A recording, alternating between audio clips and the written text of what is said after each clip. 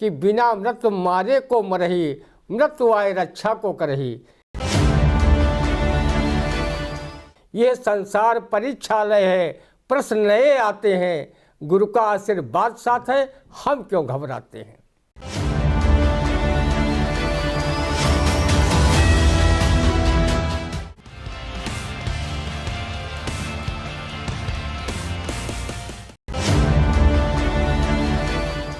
नमस्कार, आई इंडिया पर आपका एक बार फिर स्वागत है साप्ताहिक खास प्रोग्राम रंदा में। मैं उदय चौहान और हमारे साथ मौजूद हैं वरिष्ठ पत्रकार, रंगमंच कर्मी और साहित्यकार ज्ञान प्रकाश सिंह प्रतीक। रंदा हमारा प्रोग्राम जो है वो देश दुनिया की कुछ चुनिंदा खबरों को लेकर गढ़ा जाता है, जिसमें रंदा जो किरदार है वो उन खबरों पर व्यंग्यात्मक शैली में अपनी बात कहता है।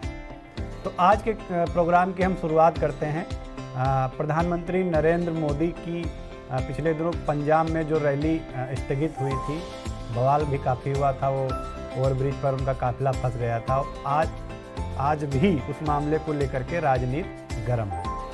तो नाराज पीएम ने कहा कि सीएम से कहना शुक्रिया कि मैं जिंदा बच गया। इस पर रंदा क्या टिप्पणी करता है, आप सुनिए। जब 7 लेयर की सुरक्षा घेरे में रहने वाला देश का प्रधानमंत्री की सुरक्षा में चूक हो जाती है, तो रंदा सरीखे लोग जो सुरक्षा के नाम पर सिर्फ राम के सहारे रहते हैं, उनकी सुरक्षा का क्या होगा। जिस देश में सुरक्षा कर्मी ही प्रधानमंत्री की जान ले लेते हों, तो सुरक्षा में चूक का क्या रोना।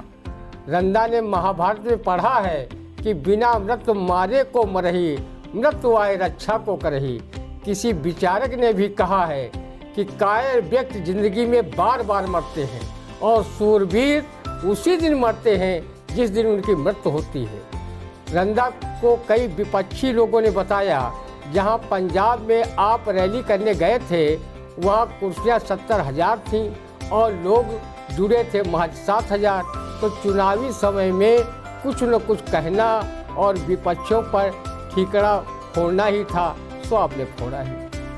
बिल्कुल, रंदा की टिप्पणी दुरुस्त है और हमारी समझ से भी इस मामले को लेकर के जो सियासत की जा रही है वो नहीं होनी चाहिए, क्योंकि देश के प्रधानमंत्री हैं। अगर उनकी सुरक्षा में चूक हुई है तो जिस स्तर से चूक हुई है उसकी जवाबदेही जरूर तय होनी चाहिए, लेकिन इस मुद्दे को लेकर राजनीति कतई सही नहीं कही, उचित नहीं ठहराई जा सकती। बहरहाल हम आगे बढ़ते हैं। किसानों की बिजली दर आधी, सरकार ने चुनाव से पहले दिया तोहफा। इस पर रंदा की टिप्पणी आप सुनिए। योगी बाबा, रंदा ने आपका ये भी चुनावी तोहफा अल्लाह दे और बंदा न ले, ऐसे कैसे हो सकता है।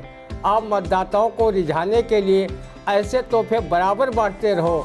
आप देते देते थक जाएंगे, लेकिन तोहफा लेने वाले रंदा सरीखे लोग बिना थके बिना रुके आपके सभी तोहफे डकाते रहेंगे। रंदा जानता है कि तेल हमेशा तिल से ही निकाला जाता है। चुनाव बाद यही तोहफे वाली रकम टैक्स व महंगाई के रूप में आप लोगों से ही वसूले जाएंगे। कब मीठा को गप गप व कड़वा को थू थू वाली कहावत मत चर्चा करना। बाबा जी, रंदा के मुंह में जब से फ्री वाला राशन लगा है, तब से वो हर ज़रूरत की चीज़ फ्री फोकट में ढूंढ रहा है।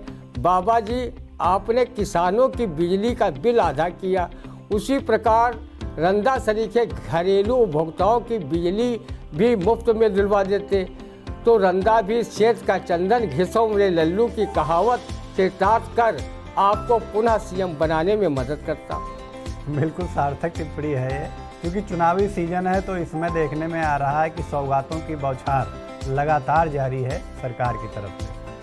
बहरहाल हम आगे बढ़ते हैं। दिल्ली के मुख्यमंत्री अरविंद केजरीवाल ने कहा कि कब्रिस्तान शमशान नहीं, स्कूल अस्पताल बनवाएंगे। इस पे रंदा क्या टिप्पणी करता है। केजरीवाल जी, रंदा जैसे व्यक्तियों का जब राम नाम सत्य होगा, तो क्या उन्हें अस्पताल या स्कूलों में जलाया या दफनाया जाएगा। रंदा ने अभी तक मुर्दों को कब्रिस्तान में दफनाते व शमशान में जलाते हुए देखा है। कोरोना काल में जिस प्रकार उत्तर प्रदेश में लाशें गंगा में तैराई गई थीं, कहीं वही सोच तो आपके दिलो दिमाग में नहीं है। अगर ऐसी बात है तो रंदा पराए बाप की शपथ लेता है कि वो चाहे जिसकी सरकार में मरे, पर आपकी सरकार में मरने के नाम पर तौबा ही करेगा। बिल्कुल सही बात है। चूँकि दिल्ली के सीएम ने कुछ हद तक ये बात सही भी कही, लेकिन एक मुद्दा और वहाँ बहुत गर्म है जिसको लेकर विपक्ष उन पर हमलावर है कि गली मोहल्लों में उन्होंने शराब की दुकानें खूब खुलवा दी। बहरहाल वो दिल्ली की राजनीति है। हम फिर आते हैं अपने प्रोग्राम पर। भगवान परशुराम की शरण में सपा। सीतापुर में नगर पालिका परिषद चेयरमैन राधे श्याम ने तुकुनिया पार्क में लगवाई प्रतिमा। इस पर रंदा की टिप्पणी आप सुनिए। जिन 10 कलावतारी भगवान परशुराम के बारे में 12 कलावतारी मर्यादा पुरुषोत्तम भगवान श्री राम ने कहा था, राम नाम लघु नाम हमारा, परशु सहित बड़ नाम तुम्हारा। आज वही भगवान परशुराम राजनीतिक दलों के चंगुल में फंसकर वोट बैंक का साधन बन रहे हैं। भाजपा, सपा, बसपा सहित अन्य दल भगवान परशुराम के नाम पर ब्राह्मण मतों को अपने पाले में करने के लिए न सिर्फ ललचाई आंखों से देख रहे हैं, बल्कि यही विधि होई नाथ हित मोरा, करो सुवेग दास मैं तोरा। भाजपा श्री राम के साथ परशुराम का माला ही जपती रह गई और परशुराम की मूर्ति लगाने के मामले में सपा दमादम मस्त करंदर अली का पहला नंबर की स्टेज पर न सिर्फ पहुंची, बल्कि परशुराम को सीता स्वयंवर के अवसर पर चिढ़ाने वाले लखनलाल के लखनऊ में सपा सुप्रीमो अखिलेश यादव ने भगवान परशुराम की मूर्ति लगवा दी। वही घनघोर सपाई नपाप अध्यक्ष व पूर्व विधायक नगर राधे श्याम जायसवाल ने भगवान परशुराम की मूर्ति का विधि विधान के साथ तिकोनिया पार्क में पूजन कर मूर्ति लगवाई और भाजपा को यहाँ भी फिसड्डी बना दिया। अब चुनाव में भगवान परशुराम अपने फरसे से भाजपा का सुपड़ा साफ करेंगे या सपा का, ये तो चुनाव परिणाम आने के बाद ही पता चलेगा। बिल्कुल सही बात है। रंदा की टिप्पणी ये सराहनीय है। चूँकि इस समय चुनावी सीजन है, देखने में आ रहा है कि जो प्रमुख सियासी दल हैं सपा और भाजपा, वो आम मतदाताओं के साथ ही अब भगवान के भरोसे भी अपनी चुनावी नैया पार करने की जुगत भिड़ाते नजर आ रहे हैं। क्योंकि भाजपा तो काफ़ी पहले से राम के भरोसे चुनाव मैदान में आती रही है, लेकिन अब भगवान श्री राम के बाद भगवान श्री कृष्ण की एंट्री भी यूपी सियासत में हुई और अब भगवान परशुराम भी यूपी की सियासत में प्रवेश पा चुके हैं। फिलहाल यूपी की सियासत आगे ऊँट किस करवट बैठेगा, ये तो आने वाला समय बताएगा। हम आगे बढ़ते हैं अपने प्रोग्राम में। मेरठ में पीएम मोदी ने कहा कि पहले की सरकारों ने मिलों को बेचा और हम कर रहे विस्तार। इस पर रंदा का क्या कहना है? रंदा कहाँ कह रहा है कि आपने चीनी मिल बेचे? आप मिल बेच ही नहीं सकते। मिल तो माया मैडम का भुक्खड़ हाथी बेचकर चीनी मिलों को खा गया। वो सीएम थी और आप पीएम हैं। आप चीनी मिल जैसी छोटी चीज़ें बेच ही नहीं सकते। आप हवाई अड्डे, रेल, देश की नवरत्न कंपनियां, LIC जैसी बड़ी बीमा कंपनियों की हिस्सेदारी बेचने का काम कर सकते हैं। आप जैसे बड़े पद पर बैठकर माया जैसे छोटे छोटे काम करना क्या शोभा देता है? बिल्कुल, ये काफ़ी व्यंग्यात्मक टिप्पणी रही। अगली खबर है हमारी सीतापुर के अटरिया से संबंधित। अटरिया पुलिस ने मिलावटी शराब के साथ 6 लोगों को किया गिरफ्तार। इस पर आप लोग रंदा की टिप्पणी। वारुणी पान करने वाले लोगों की तरफ से रंदा की अटरिया पुलिस को हार्दिक बधाई एवं धांसू सैल्यूट। कई सुरा प्रेमियों ने रंदा से शिकायत की थी कि जैसे नकली चूहा मार खाकर चूहे मस्ती में उछल कूद करते रहते हैं, उसी प्रकार मिलावटी शराब पीकर हम लोग गंदी नाली में गिरना व कपड़ों में टट्टी पेशाब करना तो दूर टुन्न तक नहीं होते थे। अब जब अटरिया पुलिस ने मिलावटखोरों को पकड़ा है, तब से शराब का पहला पैक पीने से कबूतर ब्रांड, दूसरे में शेर ब्रांड और तीसरे पैक में पीने से स्वर ब्रांड के हो जाते हैं। और नशे में लोगों को ये शिक्षा भी देते हैं, जो पीता रहे सुर्ख बोतल का पानी, भला उसकी कम कैसे होगी जवानी। बहुत व्यंग्यात्मक टिप्पणी रही है।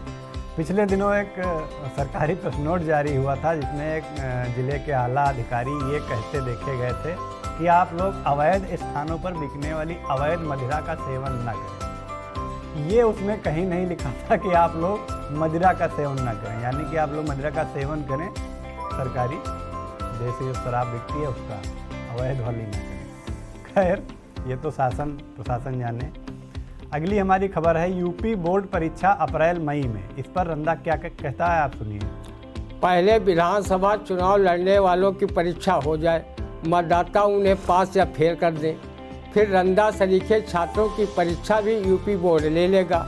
अभी इतनी जल्दी ही क्या है? अगर कोरोना परीक्षा अधिक लेने लगा तो विद्यार्थी बिना परीक्षा के ही पास हो जाएंगे, पिछले वर्ष की तरह। रंदा तो हमेशा परीक्षा ही देता रहता है। वो कभी धैर्य, कभी साहस पराक्रम की, तो कभी अपनी मूर्खता भरी विद्वता की, तो कभी बेरोजगारी की लाचारी की, तो कभी महंगाई रूपी बीमारी की। रंदा का मानना है कि ये पूरा विश्व ही एक परीक्षालय है, जिसमें व्यक्ति किसी न किसी मामले में अपनी परीक्षा देता ही रहता है। किसी ने कहा भी है, ये संसार परीक्षालय है, प्रश्न नए आते हैं, गुरु का आशीर्वाद साथ है, हम क्यों घबराते हैं। बिल्कुल, ये सार्थक टिप्पणी रही। बरेली में आयोजित कांग्रेस की मैराथन दौड़ में गिरी छात्राएं 3 घायल। इस पर रंदा क्या कहता है? शाबाश बच्चियों, कोई चिंता की बात नहीं। जो गिरते हैं वही उठते हैं। गिरकर उठना और उठना भी किसी वीरता से कम नहीं है। जिसमें ताकत व साहस होगा वही मैराथन जैसी प्रतियोगिता में प्रतिभाग करेगा। आपका मैराथन में गिरने व उठने पर रंदा प्रियंका जी की तरह स्कूटी व स्मार्टफोन तो नहीं दे सकता, पर इस शेर से शाबाशी जरूर दे सकता है। गिरते हैं सहसवार ही मैदाने जंग में, वो जर्फ क्या गिरेंगे जो घुटनों के बल चलते हैं। बिल्कुल सही बात है। अगली खबर हमारी है, अब घर पर बच्चों का बनेगा आधार कार्ड। इस पर रंदा की टिप्पणी आपने। अच्छी पहल के लिए साधुवाद। अगर महिला अस्पतालों में प्रसव कक्ष में भी आधार कार्ड बनने लगे तो रंदा भी जन्म लेने व आधार कार्ड बनवाने की सोचे। योजना अच्छी है, खुदा करे किसी की बुरी नजर न लगे। बिल्कुल सही बात है। अगली खबर की तरफ हम चलते हैं। डिप्टी सीएम केशव प्रसाद मौर्य ने कहा कि हम पांडव पक्ष हैं, विपक्षी कौरव। इस पर रंदा क्या टिप्पणी करता है? आप कहते हैं तो रंदा भी मानने को मजबूर है कि पांडव पक्ष है। रंदा ने सबल सिंह चौहान द्वारा लिखित महाभारत में पढ़ा है कि जब युधिष्ठिर ने राजसूय यज्ञ किया था तो पांडव पक्ष की यज्ञ पूर्ण होने का संकेत देने के लिए एक नेवले ने जमीन पर लोटपोट किया था। क्या वर्तमान पांडव पक्ष को चुनाव में जिताने के लिए इस जन्म में आप लोटपोट भूलकर ओट ओट चिल्ला रहे हैं? बिल्कुल, बहुत अच्छा व्यंग, साफ सुथरा व्यंग रहा। अगली खबर है, भाजपा प्रदेश अध्यक्ष स्वतंत्र देव सिंह ने कहा जनता लाल टोपी वालों के झांसे में आने वाली नहीं।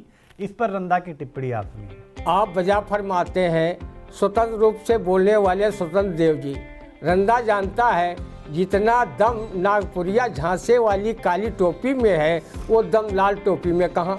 काली टोपी वालों के झांसे में आकर जब पूरी दुनिया में गणेश जी की मूर्ति को दूध पिलवा दिया था, ऐसे काम लाल टोपी वाले भला कहाँ कर पाएंगे। लाल रंग को बलिदान त्याग प्रतिरूप मानकर क्रांतिकारी जब देश की आज़ादी के लिए अंग्रेजों से लोहा ले रहे थे, तब ये नागपुरिया काली टोपी वाले अंग्रेजों से आज़ादी के दीवानों की मुखबरी कर रहे थे। रंदा का मानना है कि लाल टोपी से खतरा किसी को हो या न हो, कि आपकी सरकार को दोबारा बनने से रोकने में जरूर हो सकता है। दुरुस्त टिप्पणी है। अगली खबर हमारी है कोरोना से संबंधित। कोरोना के बढ़ते संक्रमण के चलते चुनावी रैलियों व रोड शो पर लगी रोक। इस पर रंदा की टिप्पणी सुनिए। रैलियों व रोड शो पर रोक लगे या न लगे, रंदा पर इसका कोई फर्क नहीं पड़ता। वैसे विपक्षी दलों के रैलियों व रोड शो में ही कोरोना आसानी से चला जाता है, लेकिन सत्ता पक्ष की भारी भरकम रैलियों में जाने से उसकी फूंक सड़ती है। इसलिए विपक्षी दलों व रंदा सरीखे जनता पर ही कोरोना का प्रोटोकॉल लगाना चाहिए। कोरोना बारातों में जाने व रात में 10 बजे से 6 बजे तक घूमने का आदी है। स्कूल कॉलेजों में ज़्यादा घुसता है, पर नेताओं की चुनावी रैलियों में घुसने से तौबा करता है। नेतागण तो मास्क भी नहीं लगा रहे हैं, पर दूसरों को मास्क लगाने का प्रवचन इस चौपाई के भावार्थ की तरह दे रहे हैं, पर उपदेश कुशल बहुतेरे। बिल्कुल, ये दुरुस्त टिप्पणी, सार्थक टिप्पणी है। चूँकि देखने में भी आ रहा है पिछले 24 घंटे में जिले से लेकर प्रदेश की बात करें या देश की बात करें, अचानक कोरोना संक्रमित मरीजों की संख्या में बढ़ोतरी हुई है। एक तरीके कह सकते हैं कि कोरोना का बम कई लंबे अरसे बाद इस बार फूटा।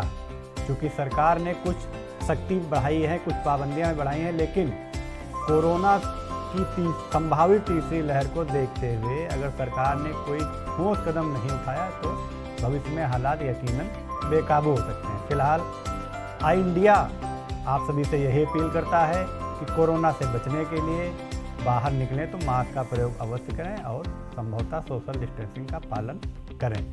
हम फिर हाजिर होंगे अगले सप्ताह अपने इसी प्रोग्राम रंदा में। तब तक हमें दीजिए इजाज़त और दर्शकों से इस अनुरोध के साथ इजाज़त मांग रहे हैं कि रंदा को हम बेहतर और कैसे बना सकते हैं, इसको लेकर कमेंट बॉक्स में अपनी टिप्पणियाँ, अपने सुझाव जरूर दें। नमस्कार।